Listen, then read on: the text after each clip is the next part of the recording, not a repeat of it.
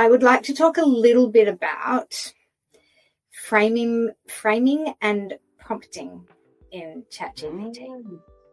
Amazing. What tips do you have? Did I say trips? Tips. Trips. I'm thinking about holiday. What tips do you Oh, wow.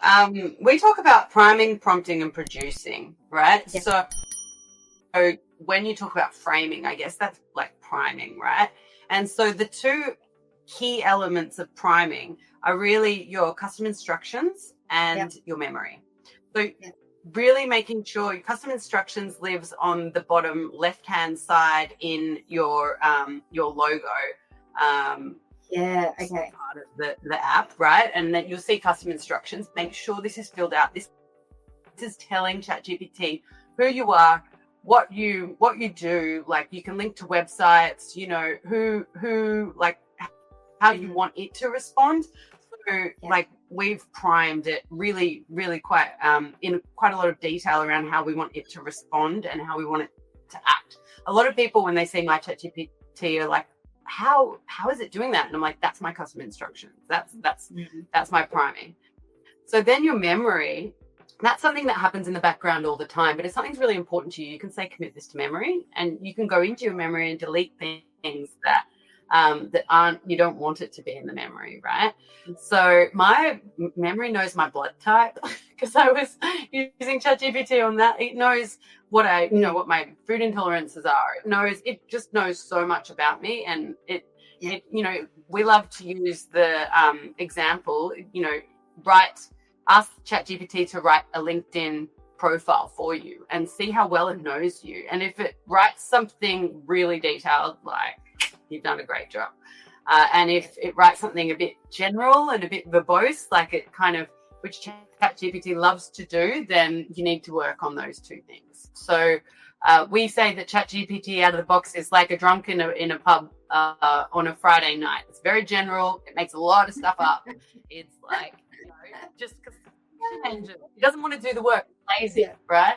Yeah. So that's priming. You can also prime your chats or your custom GPTs or your projects, and like I said, one of the best primes I've ever experienced there is uploading a marketing strategy, because that is just a game changer in priming world. Prompting, we like to use a 6-part prompting process, right? So starts with like your context. So like, tell ChatGPT who it is and what you want it to do. What is it an expert in? So you are a LinkedIn content writer expert GPT. You have expertise in highly converting, highly engaging thought leadership, LinkedIn posts. You want to give it that kind of context. You then want to look at the goal, the structure, the criteria, the information about your business it needs to include, and how you want it to kind of execute.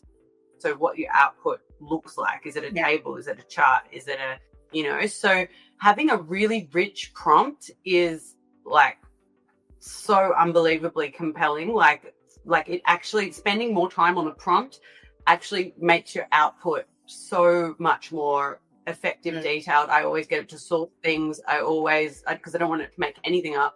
So I'm like, tell me if you're making an assumption, things like that. So it's a really well-written prompt. And then we actually teach people how to create prompt generators as well, so that they can use the tool to actually help them create their prompts.